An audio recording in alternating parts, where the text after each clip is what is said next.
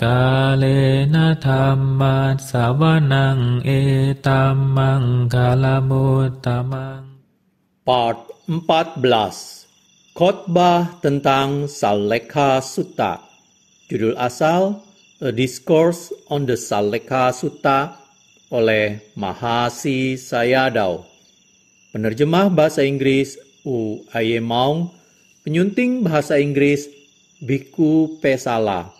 Penerjemah bahasa Indonesia Indra Anggara. Penyunting bahasa Indonesia Budi S.H. Penerbit Yayasan Satipatthana Indonesia Yasati. Cetakan pertama Mei 2016. Kelambanan dan ketumpulan. Thina Middha _21. Buku-buku Pali menjelaskan thina sebagai kelambanan batin dan middha sebagai ketumpulan faktor-faktor mental atau cetasika. Akan tetapi, cetasika bukanlah kata yang umum di Myanmar. Karena itu, kami akan menerjemahkan thina middha sebagai kelambanan batin. Karena faktor-faktor mental selalu terhubung dengan kesadaran atau citta, maka kelambanan kesadaran berarti kelambanan faktor-faktor mental. Kelambanan batin berarti kemerosotan energi atau kemalasan. Bagi para meditator, energi yang rendah dan tumpul, pikiran yang lamban, adalah penghalang bagi pengembangan konsentrasi. Karena itu, kelambanan dan ketumpulan dijelaskan sebagai suatu rintangan atau niwarana. Meditator harus terlebih dulu membebaskan diri dari rintangan dan memurnikan pikiran. Rintangan-rintangan harus diatasi dengan cara mencapai konsentrasi akses. Satipatthana Sutta terdiri dari 2 bagian. Yang pertama membahas ketenangan, dan yang kedua membahas pandangan terang. Praktek nafas masuk dan keluar dan pengamatan pada hal yang menjijikkan yang dijelaskan dalam bagian pertama mengarah menuju pencapaian absorpsi. Bagian nafas masuk dan keluar mengatakan, meditator menarik napas asasati dengan penuh perhatian. Ia menghembuskan napas pasasati dengan penuh perhatian. Asasa dalam naskah-naskah dan kamus-kamus umum diterjemahkan sebagai udara yang dihembuskan dan pasasa sebagai udara yang dihirup. Akan tetapi, dalam Patisambhidamagga yang menguraikan perjalanan latihan dalam kehidupan suci, asasa dan pasasa secara berturutan dijelaskan sebagai menarik napas dan mengembuskan napas. Interpretasi ini lebih masuk akal di dalam praktek. Karena jika Anda memusatkan pikiran pada hidung saat praktek pernapasan, udara yang dihiruplah yang terlebih dulu dirasa. Ini juga sesuai dengan kata Pali anapana. Ana berarti udara yang dihirup, sedangkan pana berarti udara yang dihembus. Jadi saya menerjemahkan pasasati sebagai napas keluar. Saat napas masuk dan keluar, meditator harus melakukannya dengan penuh perhatian. Menurut kitab komentar, jika kontak dengan napas masuk dan keluar terasa di ujung hidung atau di bibir atas, maka meditator harus mencatat titik sentuhan itu. Ia harus mengabaikan udara yang dihirup ke dalam tubuh atau udara yang dihembuskan. Ia harus mencatat masuk, dan keluar. Kitab komentar menyarankan agar pemula sebaiknya mempraktekkan dengan cara menghitung 1, 2, 3, dan seterusnya. Namun, hal yang terpenting adalah pengembangan konsentrasi melalui praktek. Akan sama baiknya jika meditator mencatat dengan penuh perhatian, masuk, keluar, kapanpun itu ketika ia bernapas. Melalui praktek demikian, ia akan terbebas dari nafsu keinginan indria dan rintangan lain, mencapai konsentrasi akses dan 4 absorpsi. Inilah cara untuk mengembangkan kemurnian pikiran sesuai dengan Satipatthana Sutta pada bagian perhatian murni pada pernapasan. Kemudian, sehubungan dengan pengamatan pada hal yang menjijikkan, meditator harus merefleksikan 32 bagian tubuh seperti rambut, tulang, jantung, hati, paru-paru, usus, air kencing, air ludah, dan seterusnya. Pengamatan ini akan membebaskannya dari rintangan-rintangan dan menjamin tercapainya konsentrasi akses dan absorpsi pertama. Inilah cara untuk mencapai kemurnian pikiran melalui pengamatan pada hal yang menjijikkan. Kemurnian pikiran melalui pandangan terang. 19 bagian berikutnya dijelaskan sehubungan dengan meditasi pandangan terang dan konsentrasi akses.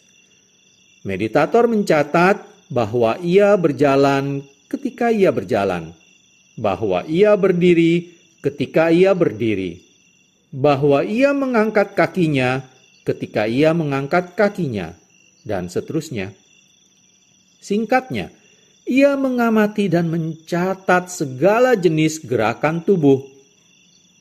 Ia juga harus memiliki pemahaman jernih atau sampajanya.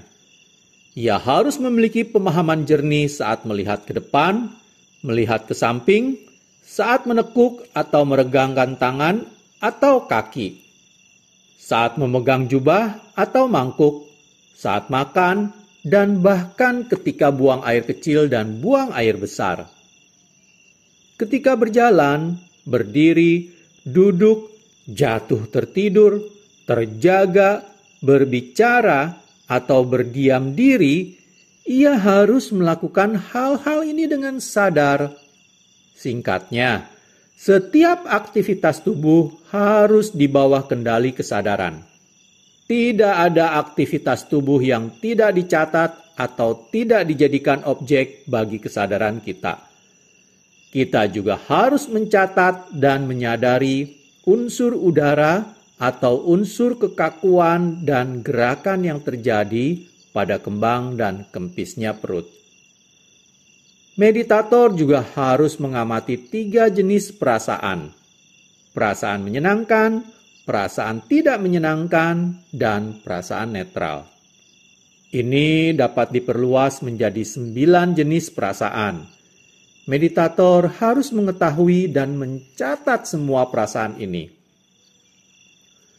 Sehubungan dengan perhatian murni pada kesadaran atau citta nupassana, meditator diinstruksikan untuk mengamati dan mengetahui setiap kondisi kesadaran yang muncul sebagaimana adanya. Apakah itu kesadaran yang memiliki keserakahan atau bukan, dan seterusnya. Sehubungan dengan perhatian pada objek-objek batin atau dhamma nupassana, terdapat 5 subjek latihan. Meditator harus mengetahui jenis rintangan yang ia miliki, apakah keinginan indria atau bukan, dan seterusnya. Ia harus mengetahui 5 kelompok unsur kehidupan: jasmani, perasaan, persepsi, bentukan-bentukan mental, dan kesadaran. Ia harus mengetahui 12 landasan indria seperti mata dan objek visual, dan seterusnya. Ketika meditator mencatat dan menjadi berperhatian murni pada penglihatan, pendengaran, dan seterusnya, maka mereka sedang mempraktekkan metode Satipatthana dan praktek mereka selaras dengan bagian dari sutta tentang landasan indria. Meditator juga diinstruksikan untuk mengetahui 7 faktor pencerahan atau bojjhanga. Hal ini sejalan dengan perkembangan meditator ketika mereka memiliki pengalaman khusus yang menyertai pengetahuan pandangan terang, seperti pengetahuan atas kemunculan dan kelenyapan. Meditator juga harus mengetahui 4 kebenaran mulia. Menurut kitab komentar, kita harus membedakan antara 2 kebenaran duniawi, kebenaran tentang penderitaan dan kebenaran tentang sebab penderitaan. Ketika meditator mencatat keinginan dan kemelekatan yang muncul, ia menyadari kebenaran tentang sebab penderitaan. Ia juga mengetahui setelah merefleksikannya. Mengamati dan mencatat segala sesuatu yang muncul dengan berdasarkan gerakan kembang dan kempisnya perut berarti mempraktekkan 4 jenis perhatian murni sesuai dengan ajaran Satipatthana Sutta. Masing-masing dari keempat metode pengamatan adalah sangat cocok untuk beberapa meditator. Para meditator akan mencapai jalan mulia dan buahnya melalui metode yang paling cocok baginya. Kami menganjurkan meditator agar mencatat segala sesuatu dimulai dari kembang dan kempisnya perut. Sewaktu mencatat demikian, meditator mungkin terganggu oleh pemikiran sehari-hari yang merupakan rintangan nafsu keinginan indria. Pemikiran demikian harus dicatat dan ditiadakan. Kita menjadi marah ketika menghadapi objek yang tidak menyenangkan. Ini adalah rintangan niat buruk yang harus dicatat dan ditiadakan. Para meditator yang mempraktekkan meditasi pada awalnya didorong oleh keyakinan, niat, dan kegigihan. Akan tetapi, ketika pengetahuan pandangan terang tidak berkembang, beberapa meditator menyerah dan usahanya mengendur. Inilah rintangan kelambanan yang harus dilenyapkan melalui perhatian murni berkesinambungan. Jika mencatat tidak membantu, maka meditator harus merefleksikan kualitas-kualitas Sang Buddha, Dhamma, dan Sangha. Merefleksikan sifat berbahaya dari sangsara dan manfaat pandangan terang. Mereka yang tidak mengetahui bagaimana cara merefleksikannya harus bertanya kepada guru mereka dan mendengarkan khotbah-khotbah yang sesuai. Mendengarkan khotbah juga dapat menghalau kemalasan. Thina middha juga diterjemahkan sebagai kantuk. Kantuk dapat disebabkan oleh kelambanan mental atau kelelahan fisik. Sewaktu mencatat, meditator mungkin kehilangan tenaga, menjadi malas, dan persepsinya perlahan menjadi tumpul. Jika ia tidak dapat mengatasi ketumpulan dengan mencatat, maka ia akan mengantuk dan jatuh tertidur. Bahkan, siswa utama Moggallana dikuasai oleh kantuk ini saat bermeditasi sebelum ia menjadi seorang arahan. Sang Buddha mengajar siswanya untuk menghalau kelambanan dengan memusatkan pikiran pada cahaya, mencuci muka, dan seterusnya. Kantuk tidak selalu merupakan kotoran batin. Kantuk karena kelelahan tubuh fisik mungkin muncul pada arahan yang tidak memiliki kotoran batin. Ketika Saccaka, seorang petapa pengembara, bertanya kepada Sang Buddha apakah beliau tidur di siang hari, Sang Buddha menjawab bahwa beliau tidur di siang hari pada bulan terakhir musim panas. Saccaka berkata bahwa tidur di siang hari dianggap oleh beberapa orang sebagai suatu bentuk delusi atau sammoha. Walaupun ia merujuk pada pandangan beberapa orang, tetapi sebenarnya ia hendak menyiratkan bahwa Sang Buddha tidak terbebas dari delusi. Sang Buddha kemudian berkata bahwa tidur tidak berhubungan dengan delusi atau tanpa delusi. Bahwa seorang yang tidak terbebas dari kecenderungan buruk dan kotoran batin berada dalam delusi. Bahwa Sang Buddha yang terbebas dari kotoran batin tidak akan pernah berada dalam delusi. Karena bahkan Sang Buddha juga tidur. Ini menunjukkan bahwa keinginan untuk tidur karena kelelahan fisik bukanlah kelambanan mental, juga bukan suatu rintangan. Kelambanan fisik. Wimuttimagga, jalan kebebasan, menyebutkan 3 jenis kelambanan menurut penyebabnya.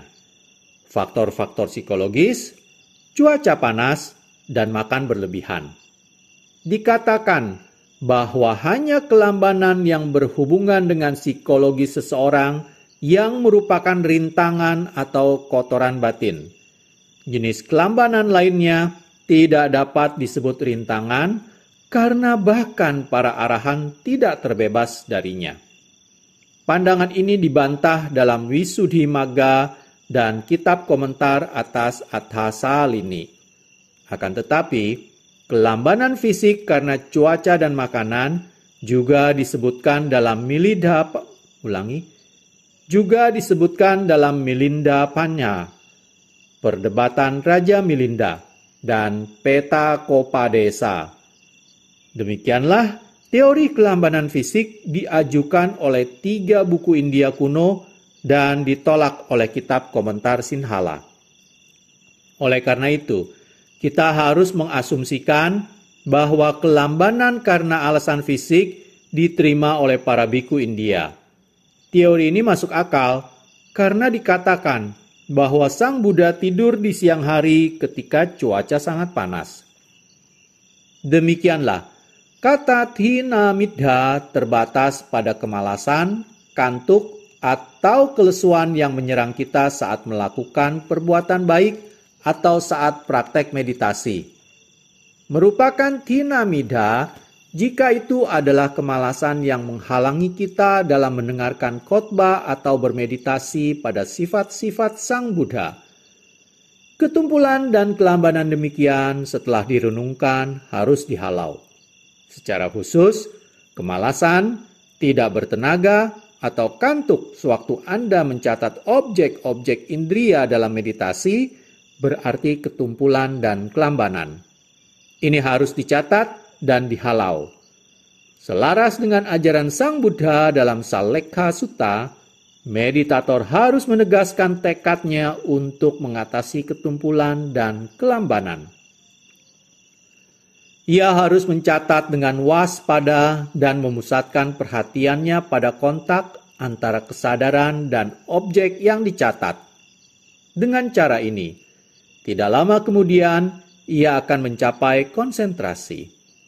Konsentrasi berarti pandangan terang, karena ketika pikiran terkonsentrasi, pikiran terpusat pada objek pengamatan. Tidak ada kelesuan, tidak ada rintangan. Batin yang mencatat menjadi murni, dan inilah kemurnian batin. Seperti halnya ketika Anda melihat ke dalam kegelapan di malam hari, tidak ada yang Anda bisa lihat dengan jelas. Tetapi ketika Anda menghidupkan senter, semua objek yang berada pada lingkup fokus cahaya menjadi terlihat jelas. Konsentrasi adalah bagaikan cahaya. Semua fenomena yang padanya Anda mengkonsentrasikan pikiran menjadi terlihat jelas. Saat Anda mencatat kembang dan kempisnya perut, Anda menyadari dengan jelas gerakan kembang, kempis, dan kekakuan pada perut.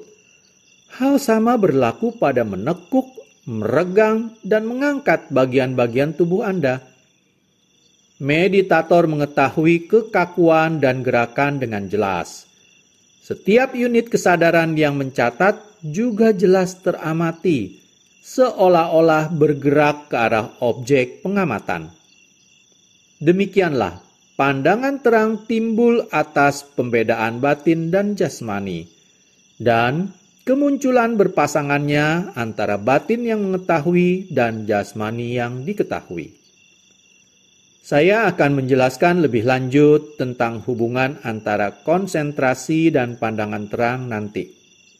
Saat ini, saya menekankan perlunya mengatasi kelambanan dan ketumpulan melalui perhatian murni yang intensif. Kegelisahan, Uddhaca, garis datar 22. Kegelisahan atau Uddhaca adalah pikiran yang mengembara atau berkeliarannya pikiran dari objek yang dicatat. Ini sudah cukup dikenal sehingga tidak memerlukan penjelasan lebih lanjut. Sewaktu mencatat kembang dan kempisnya perut, postur tubuh, dan sebagainya, pikiran cenderung berkeliaran ke arah objek-objek yang samar dan tidak menentu.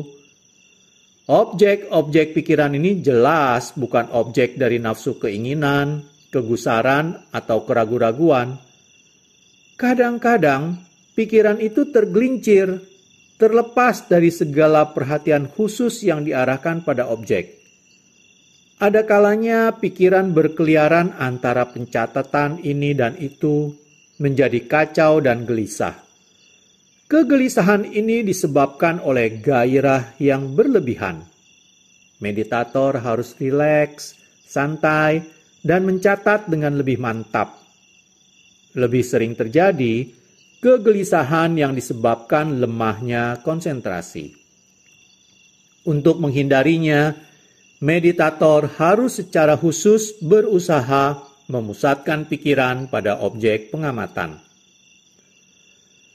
Mencatat harus dilakukan dengan sangat hati-hati, seperti halnya seseorang mengerahkan kehati-hatiannya untuk mencegah sebuah objek yang rawan pecah agar tidak tergelincir dari tangan. Kitab komentar mengatakan bahwa beberapa orang tidak dapat tenang bahkan selama beberapa detik. Pikiran mereka selalu mengembara. Mereka tidak berusaha untuk menjaga agar pikiran mereka stabil meski hanya sesaat. Juga mereka tidak mengetahui betapa pentingnya melakukan itu. Sang Buddha mendorong siswanya untuk mengatasi kegelisahan dengan memusatkan pikiran mereka pada objek pengamatan, alih-alih membiarkannya mengembara dengan gelisah. Pada awalnya, meditator harus berfokus pada gerakan mengembangnya perut dari awal hingga akhir. Hal yang sama berlaku pada kempisnya perut atau postur duduknya, mengangkat dan mendorong kaki. Jika meditator menjaga pencatatan demikian dengan seksama, konsentrasinya akan terkembang dan menemukan bahwa perhatiannya jatuh tepat pada objek pengamatan. Seperti halnya, misalnya, ketika Anda melemparkan sekarung beras yang berat dari bahu Anda, sekarung beras itu akan berdiam di tempat di mana ia jatuh, bukan berguling menjauh, atau seperti halnya menancapkan tombak atau tonggak runcing ke dalam tanah lunak, maka tombak atau tonggak itu akan tertancap dimanapun ia jatuh. Dengan perkembangan konsentrasinya, pikiran menjadi terpusat pada objek dan tidak lagi gelisah, melainkan menjadi murni. Kemudian pikiran murni ini terbebas dari kegelisahan dan rintangan lain. Kemurnian pikiran mengarah menuju pandangan terang yang membedakan antara batin dan jasmani. Demikianlah saya akhiri part 14. Pada video part 15, saya akan membacakan mengenai keragu-raguan atau wicikicca garis datar 23. Terima kasih. Kalena dhamma savanang etamang kalamutamang